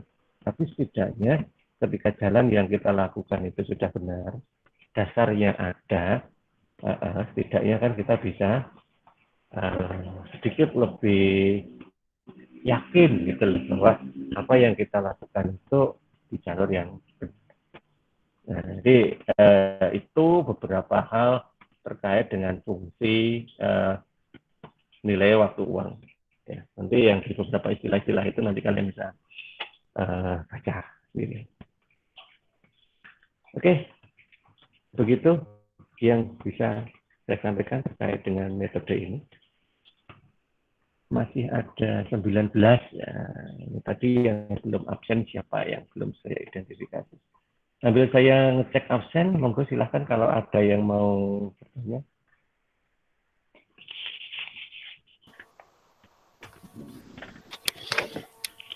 Saya mau, Assalamualaikum Mbak. Waalaikumsalam. Oke, monggo Mas Andi. Iya, ini Pak, saya mau tanya ya. Semoga saja pertanyaan saya ini masih ada hubungannya ya sama materi. Sepertinya sih ada, tapi nggak terlalu banyak. Ya, terima kasih waktunya Pak. begini Pak, kan melihat dari teori materi kuliah hari ini manajemen keuangan itu mengenai apa itu nilai mata uang ya Pak. Nilai waktu uang. Ya, nilai waktu uang maksudnya mungkin nilai waktu uang sekarang dan kedepannya beberapa ya istilahnya 7 tahun ke depan lah bakalan akan naik terus begitu ya. Nah ini sih saya mau bertanya tapi agak nyerempet sih Pak, mohon maaf untuk mungkin Kak maksud saya ini, apakah kita tetap ada investasi uang itu lebih banyak atau lebih sedikit daripada investasi non uang, misalnya non uang tersebut emas, tanah, terus apa lagi ya, saham gitu Pak. Ini saya minta pendapatnya dari mengenai mungkin kita misalnya sekarang nabung 5 juta tanpa bunga seperti di bank syariah begitu ya. Nah, nilainya 5 tahun ke depan 5 juta itu sepertinya kayak 1 juta ya. Sekian pertanyaan Pak. Ini minta pendapat saja Pak. Oke. Terima kasih. Oke, Mas Nendi. Yang lain bisa mendengar ya, yang tadi ditanyakan Mas Nendi ya. Jadi gini, apa yang disampaikan Mas Nendi tadi pada prinsipnya kan memilih. Ya. Ini kan juga merupakan sebuah kasus toh, sebuah kejadian toh. Anggaplah kalian tuh punya duit, ya. Terus duit itu memang nggak ada rencana dalam waktu pendek ini untuk dipakai. Ya rencananya mau dikembangkan gitu kan, karena memang itu nanti akan kita pakai di waktu yang masih agak lama. Pertanyaannya adalah cara mengembangkannya itu lebih efektif, lebih efisien yang mana? Antara kita investasikan, ya investasi itu tadi dicontohin Mas Nendi, kalau misalkan dibelikan emas, dibelikan kalau banyak ya bisa beli tanah, atau ditabung lah atau didepositokan gitu aja wes. Nah, atau kita gunakan untuk ya sesuatu yang lebih bisa menghasilkan lagi. Misalkan investasi pada saham, obligasi, atau instrumen pasar uang yang kemarin saya ceritakan itu. Nah, jadi itu pilihan, sekali lagi, itu pilihan. Pilihan itu harus kita analisis. Ya, cara analisisnya dimulai dari mana? Pertama adalah tujuan. Sekali lagi, setiap aktivitas yang akan kita lakukan, itu harus kita sadari dari awal. Tujuannya mau nyari apa? Tujuannya mau nyari apa dulu sih? Kalau memang mau cari jumlah penambahan yang besar, ya, berarti kita akan mencari objek untuk menambah uang itu tadi dengan tingkat suku bunga yang paling gede. Ya, tingkat suku bunga yang paling gede. Atau kalau nggak ada bunga kayak emas, berarti ya kita cari potensi emas yang bisa mempunyai jumlah peningkatan yang relatif stabil. Ya, peningkatan yang relatif stabil. Nah, berarti yang harus kita hitung atau yang harus kita pahami sebagai data untuk membuat keputusannya adalah satu, berapa tingkat suku bunga yang harus kita tetapkan di situ untuk menganggap itu besar. Ya kan? Itu tujuannya kalau mencari jumlah hasil ya. Nah, sehingga kita cari investasi di emas itu berapa penambahannya 1 tahunnya. Investasi di saham berapa penambahannya dalam 1 tahunnya. Di money market juga sama. Di deposito juga sama. Jadi semua aktivitas investasi, kita coba hitung semua dengan nilai uang yang sama pada saat ini. Berarti kita pakai future value. Karena kita akan mencoba melihatnya katakanlah 4 tahun yang akan datang. Nah, mana yang paling besar itu yang kita pilih. Itu kalau tujuannya adalah jumlah. Nah, bisa jadi nanti kita tambahi tujuan yang kedua, ya enggak hanya jumlah tok tuh ya, tapi juga kita pikir risiko. Faktor risiko kita masukkan di situ. Dimanapun manusia itu berada di bumi ini, nggak ada satupun manusia yang mau ketemu risiko yang besar. Ya kan? Nggak akan mau. Maka dia pasti akan berpikir bagaimana caranya mengecilkan risiko. Begitu.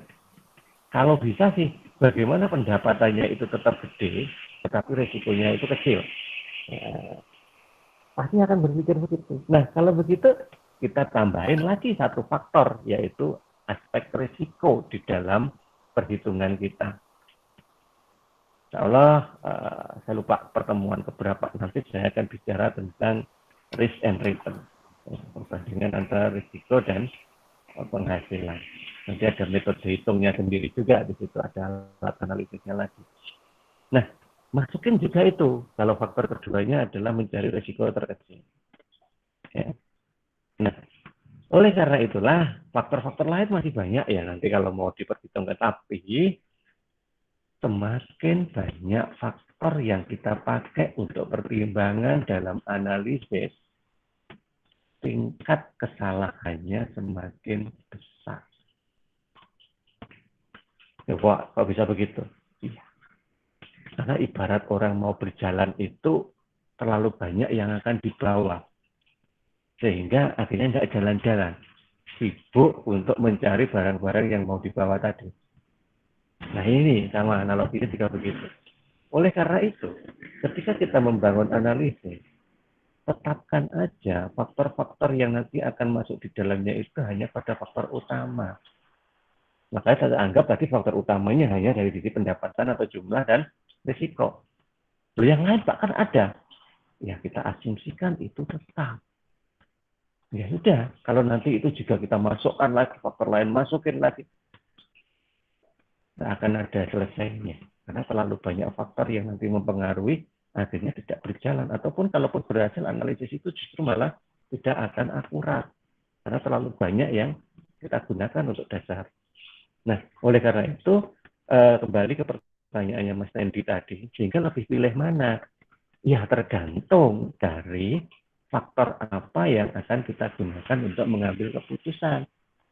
Kalau faktornya adalah jumlah, maka hitunglah dari beberapa objek tadi yang mempunyai persentase pertumbuhan terbesar. Kalau faktornya dimasuki juga dengan risiko, cari yang terbesar, tetapi dengan risiko terendah. Nah, begitu. Jadi bukan yang terbesar aja, karena naturalnya atau default-nya high return is always high risk. Ya. Jadi kalau kita ingin return yang tinggi itu pasti di dalamnya ada risk atau risiko yang besar juga. Itu sudah sunatullahnya itu. Nah, tapi kita tidak bisa menyerah begitu aja kan. Kita bisa mencoba membuat asumsi-asumsi dengan metode yang lain sehingga kita bisa kecilkan risk. Nanti kita ajarin lagi di metode itu pada waktunya masuk ke sana. Nah, itu yang harus kita pastikan. Jadi ketika memilih itu tidak bisa langsung si A, si B. Tetapi kita mulai dari sebuah proses.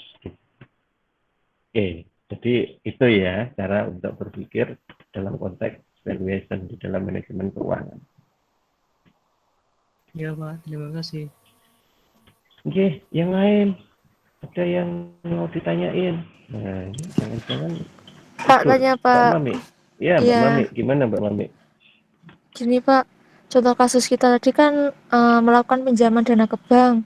Seperti contohnya di atas, kita pinjam 10 juta dengan bunga 6 juta, dibayar mengangsur setiap tahun. Nah, sebenarnya kita mengalami kerugian apa tidak Pak melakukan pinjaman bank ini kalau berdasarkan nilai mata uang. Sebab kan orang berpikirnya kadang saya pinjam 10 juta tapi kok mengembalikannya 16 juta. Begitu, Pak. Oke, pertanyaan yang bagus. Tadi kalau kalian masih ingat di awal saya sampaikan hati-hati dengan tingkat suku bunga. Karena kalau itu misalkan kita masuk dalam konteks tabungan atau deposito, suku bunga itu yang seolah-olah menambah jumlah uang kita. Belum tentu sebenarnya itu adalah keuntungan kita. Bisa jadi itu hanya sekedar menstabilkan nilai saja. Ya, jadi ya mungkin ada yang menambah tapi kan tidak semuanya. Nah, tapi kalau kita bicara tentang pinjaman, kebalikannya ini ya. Tadi kita pinjam 10 juta, tapi ngembaliinnya total sampai 16 juta. Apakah kita nggak rugi? Nah, itu. Secara jumlah, ya jelas. Kalau kita berhitung nilai ya rugi. Gitu. Wong yang kita terima 4 tahun yang lalu itu cuma 10, kok 4 tahun kemudian kita harus balikin 16. Nah, secara jumlah pasti rugi. Nah, oleh karena itulah, kembali lagi sama dengan pertanyaan Mas Nendi tadi, Mbak Mami, kita harus punya yang namanya tujuan dulu ketika memang mau melakukan pinjaman. Pinjam 10 juta mau buat apa? Ada dua. Kelompokkan aja jadi dua. Yaitu untuk sektor produktif dan sektor konsumtif. Itu aja, Win. Kalau produktif, berarti nanti uang itu menghasilkan. Tapi kalau konsumtif, itu habis. Hasilnya ya hanya senang gitu, tak. Gitu. Misalkan gini, kalau konsumtif itu, uang 10 juta kita belikan motor. Nah, pakai. Kita kemana-mana, semoga lah, mana terserah. Hanya untuk senang-senang aja. Ya, hanya untuk senang-senang aja. Satunya, ya tetap sama, kita belikan motor uang 10 juta, tapi kita pakai untuk nge-grab misalnya. Ya, untuk nge-grab. Nah, yang hanya dipakai untuk wirawiri kemana-mana itu yang disebut dengan nama sektor konsumtif. Kenapa? Ya karena kita pasti ada biaya untuk operasional motor itu. Satu, dua, kita orang akuntansi, kita tahu bahwa aktiva tetap itu mengalami depresiasi. Sehingga biayanya double. Satu, biaya operasional, dua, biaya penyusutan. Ya kan? Nah, penyusutan sampai habis, katakanlah 4 tahun, motor itu dijual kembali, nggak mungkin laku 10 juta. Tinggal nilai sisa aja. Laku 3 juta udah hebat itu. Misalkan begitu. Berarti kan apa yang terjadi? Rugi kalau seperti itu. Kenapa? Kita harus balikin 16 juta dalam posisi kita mengeluarkan ada biaya-biaya dalam periode waktu itu tadi untuk operasional, untuk penyusutan, dan habis. Hanya dapat nilai sisa. Nah, kalau sekarang kita pakai untuk produktif, kita pakai Grab. Target, 1 minggu nge-Grab dapat berapa? Dipotong biaya operasional, dipotong penyusutan. Nah, itu harus dihitung. Kalau penyusutan itu kita hitung misalkan bulanan, berarti nanti jumlah penyusutan 1 bulan ditambah dengan biaya operasional 1 bulan, jumlahnya harus lebih kecil dibanding dengan pendapatan 1 bulan itu. Anggaplah gini, 1 bulan nge-Grab, pendapatannya adalah 1 juta. Misalkan begitu. Oke, kemudian untuk operasional berapa? 100.000. Oke, penyusutan berapa? 150.000. Berarti operasional penyusutan 250.000. Berarti kita untung berapa tadi? 750.000. Oke, selesai belum? Belum, masih ada biaya angsuran. 1 bulan tadi kita ngangsur berapa? Harusnya ngangsurnya di bawah 750.000. Anggaplah ngangsurnya 500.000. Berarti kita masih punya save 250.000. Berarti ketika kita kembalikan 16 juta tadi, kita untung 250.000. Nah, Tapi untuk untung itu harus sektor produktif. Jadi kesimpulannya kalau pinjam jelas nanti ada pengembalian lebih jika dipakai untuk sektor konsumtif pasti rugi. Nggak usah dihitung, mesti rugi. Kalau dipakai untuk sektor produktif, nanti dulu kita buat evaluasinya seperti tadi. Kalau memang evaluasinya itu masih untung, berarti kita berani untuk melakukan pinjaman itu. Tapi kalau evaluasinya itu tidak untung, ya jangan sekali-kali melakukan pinjaman. Makanya sebelum melakukan pinjaman, harus ditentukan dulu seperti itu. Sehingga jenengan punya target, oh kalau begitu saya 1 bulan harus dapat 1 juta.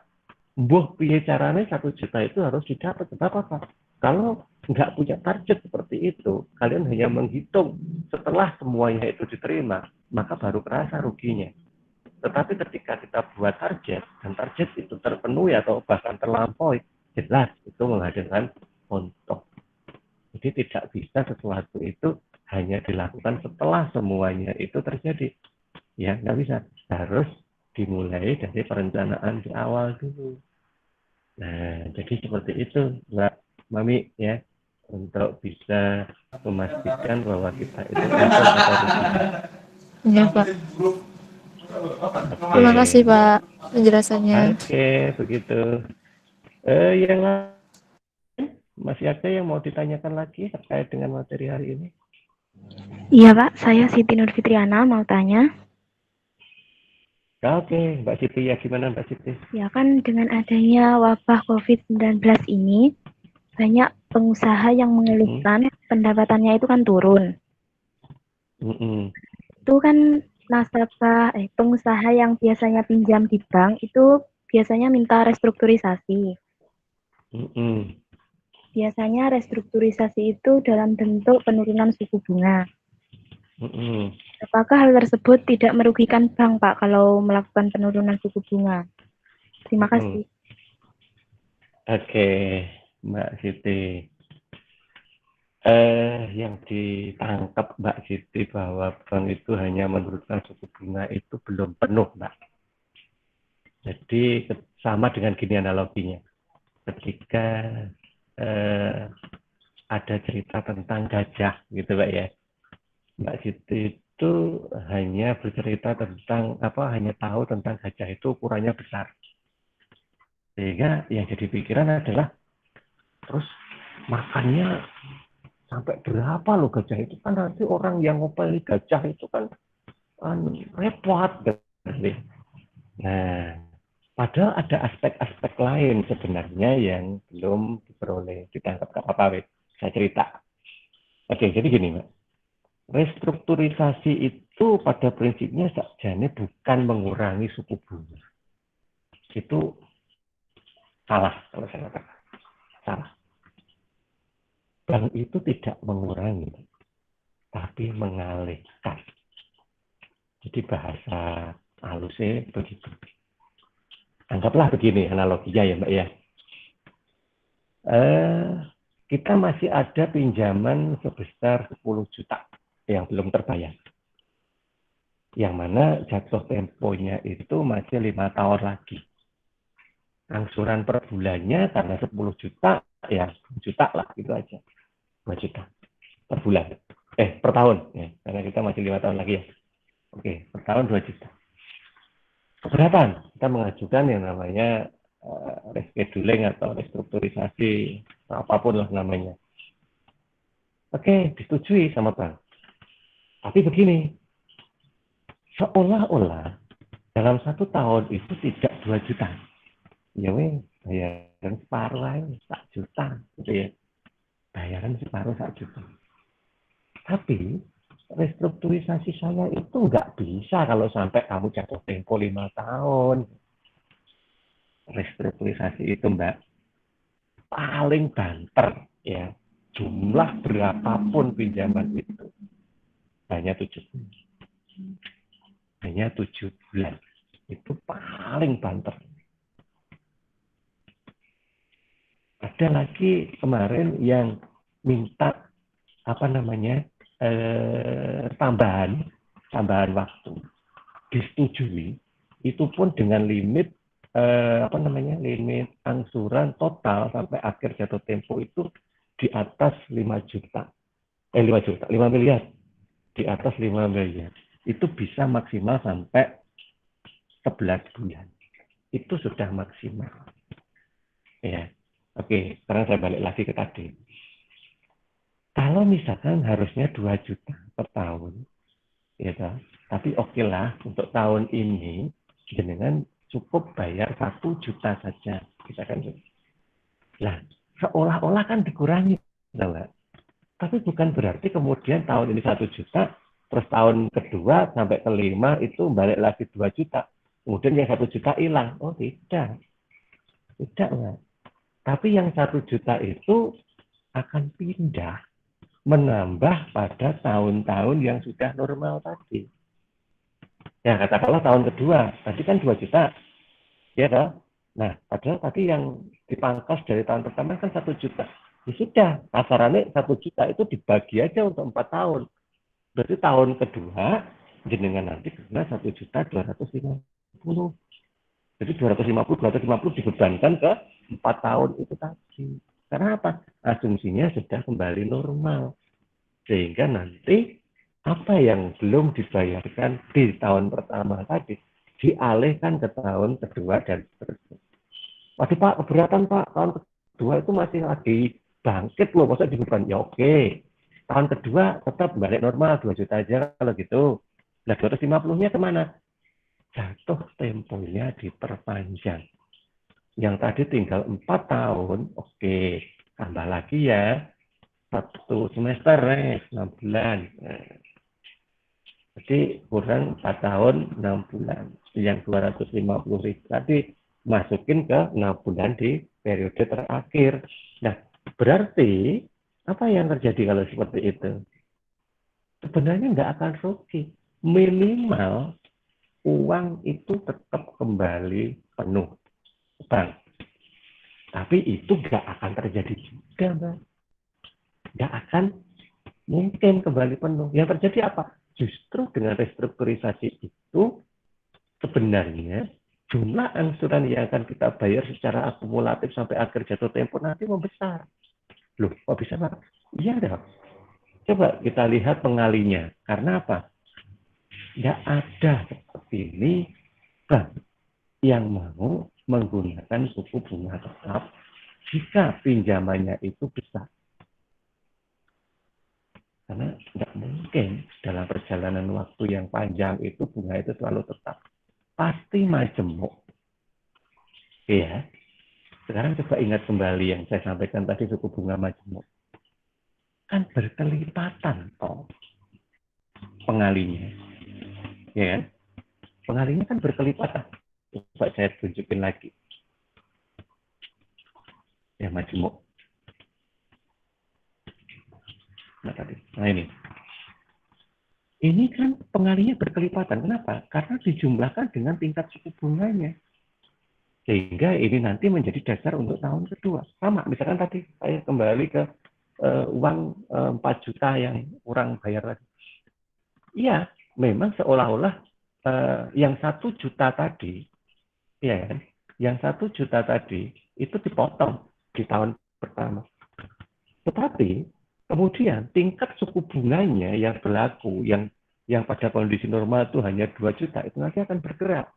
Kenapa? Karena asumsinya yang belum dikembalikan jadi lebih besar. Ya kan? Yang tadi harusnya yang belum dikembalikan cuma 4 juta, sekarang jadi 5 juta.